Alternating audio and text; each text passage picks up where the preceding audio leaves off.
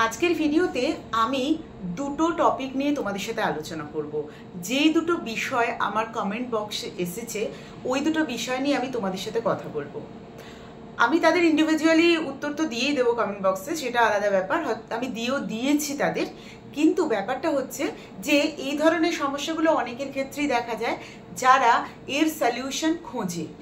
কেউ প্রশ্ন করে, কেউ করে না, কেউ ভাবে আমি যদি প্রশ্ন করলে আমার বাড়ির লোক দেখতে পেয়ে যায় বা জানতে পেরে যায়, অনেক রকম ব্যাপার আছে। তো সেই জন্য তারা হয়তো ভিডিওর মধ্যে সেই টপিকটা খুঁজতে চায়।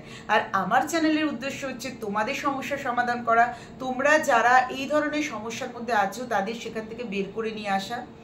তো তার আগে বলবো তোমাদের সকলকে অনেক ধন্যবাদ ভিডিও দেখার জন্য, সাবস্ক্রাইব করার জন্য, লাইক কমেন্ট শেয়ার করার জন্য। বিশ্বাস করো, তোমরা একটু লাইক কমেন্ট শেয়ার করলে আমিও মোটিভেট হই, আমিও নতুন নতুন বিষয়ে ভিডিও বানানোর জন্য অনেকটা বেশি ইন্সপায়ার্ড হই। তো প্লিজ তোমরা কানেক্টেড থেকো।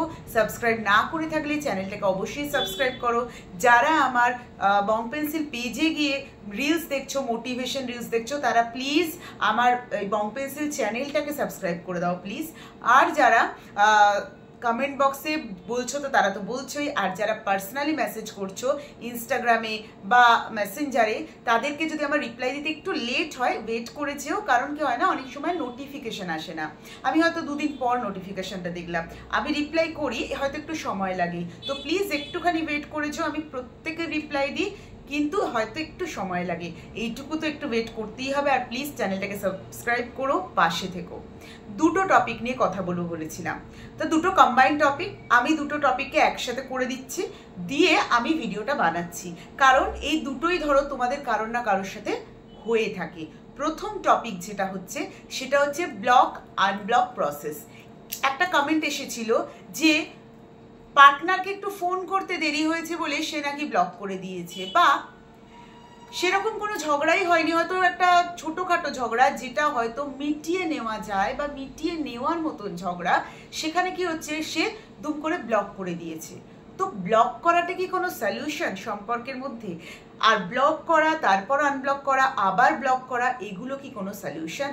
এইটা নিয়ে আজকে আমি কথা বলবো। প্রথম কথা হচ্ছে, সোশ্যাল মিডিয়া থেকে তুমি তাকে ব্লক করে দিলে, ফোন থেকে তুমি তাকে ব্লক করে দিলে, তুমি কি মন থেকে তাকে ব্লক করতে পেরেছো? এইটা আগে ভাবতে হবে।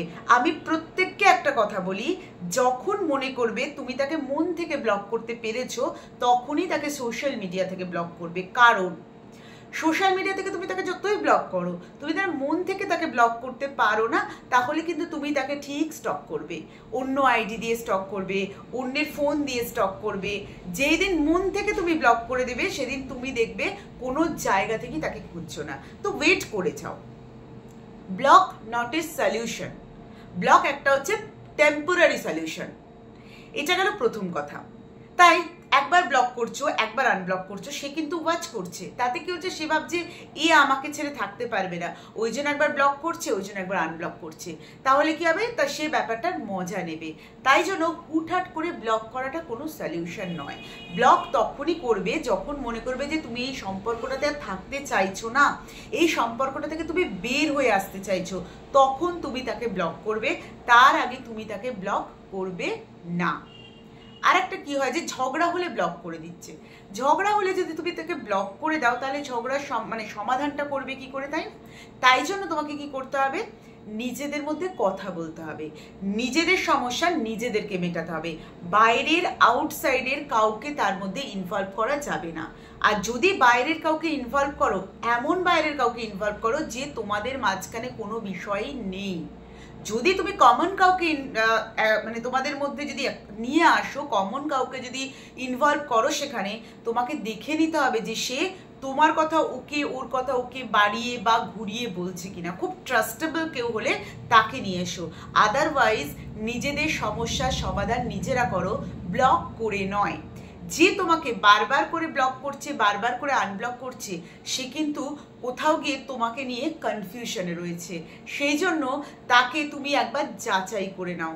যতক্ষণ না তুমি তাকে যাচাই করে নেবে, ততক্ষণ কিন্তু এই ব্লক আনব্লকের প্রসেস চলতেই থাকবে। ঝগড়া হলে ব্লক করে দিলাম, আবার ব্লক খুলে দিলাম, এটা কোনো ব্যাপার না। আর একটা বিষয়, তুমি দেখছো একটা মানুষ দীর্ঘদিন ধরে তোমাকে জাস্ট প্রয়োজনে কথা বলছে, মানে তার যখন একা ফিল হচ্ছে, তার যখন ইচ্ছে হচ্ছে কথা বলার, তার যখন মুড হচ্ছে কথা বলার, সে তখন কথা বলছে।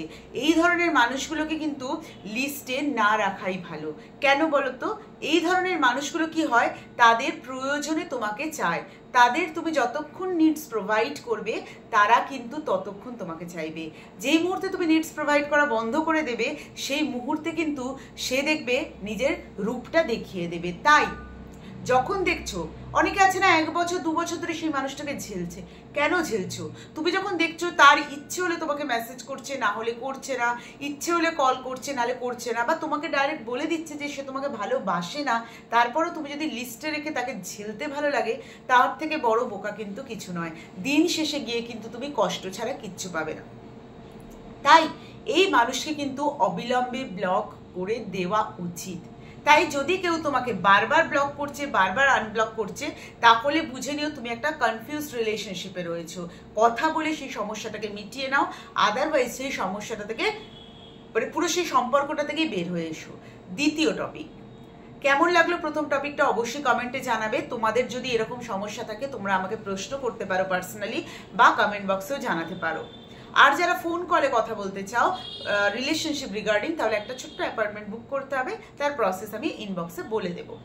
আচ্ছা, হয় না যে আমার পার্টনারের ভীষণ রাগ, সে না রাগ কন্ট্রোল করতে পারে না, সে রাগের মাথায় আমার গায়ে হাত তুলে দিচ্ছে, সে রাগ করলে তার কিছু মনে থাকছে না, রাগ করলে সে আমার সাথে 1 সপ্তাহ 1 মাস 4 দিন কি 5 দিন আমার সাথে কোনো কথা বলছে না, আবার যখন তার রাগ পড়ছে সে আমাকে নিজে মেসেজ করছে।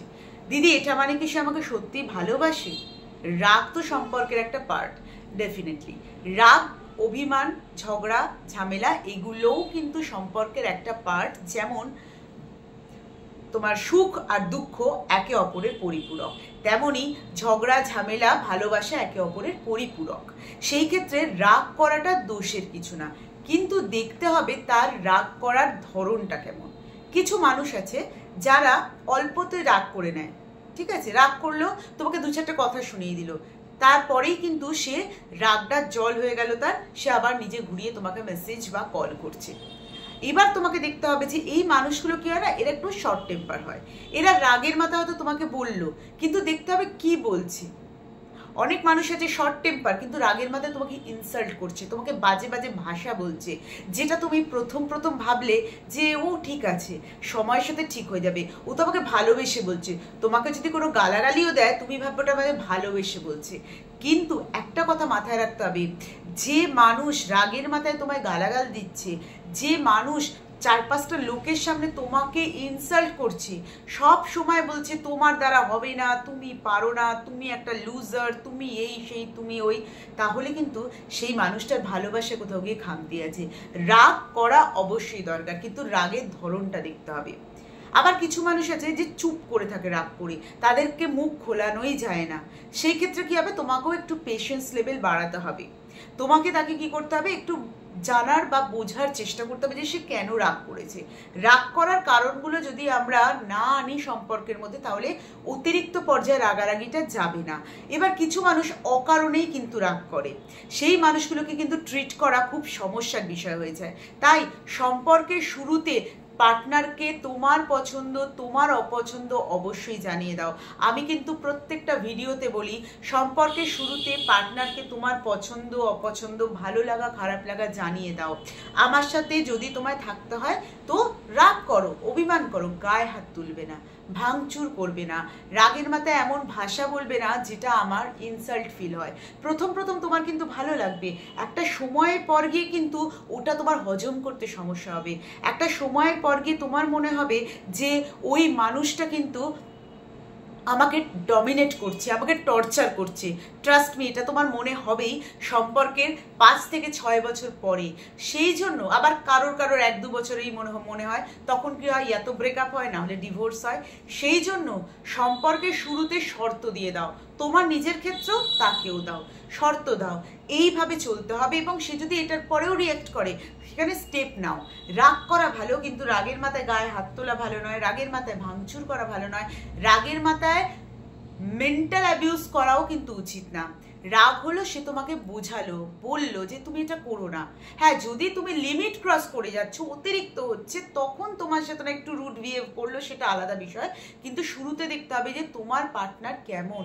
বুঝে শুনে যদি আমরা পার্টনার সিলেক্ট করতে পারি, তাহলে এই ব্লক আনব্লক, রাগ করে মারধর, অ্যাবিউজ, ফিজিক্যালি, মেন্টালি, এগুলো কিন্তু হয় না। সময় নাও, দেখো, চেনো, জানো, তারপর সম্পর্কে এগো। তারপরে গিয়েও যারা ঠকে সেটা আলাদা, কি করা যাবে, কিছু জিনিস তো আমাদের হাতে থাকে না, আমাদের ভাগ্যে থাকে।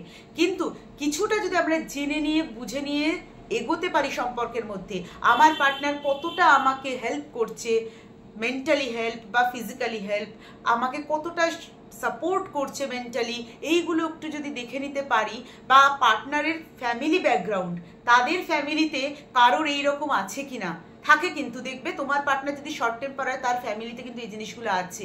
একটু যদি খোঁজ খবর নিয়ে সম্পর্কে যাও, এবার বলবে ভালোবাসায় তো দিদি এত কিছু হয় না, কিন্তু তার সাথে তো তোমায় সারা জীবন কাটাতে হবে। সারা জীবন যার সাথে কাটাবে, তোমাকে একটু খোঁজ নিতেই হবে, বাস্তবে বিশ্বাস করতে হবে, তাহলেই দেখবে অনেক সমস্যার সমাধান হয়ে যাবে। আজকের ভিডিও এই অবধি রইল। কেমন লাগলো অবশ্যই জানিও। সিচুয়েশন অনুযায়ী যদি এইগুলো ফলো করতে পারো, পজিটিভ রেজাল্ট অবশ্যই পাবে। ভালো থেকো, সুস্থ থেকো, পজিটিভ থেকো।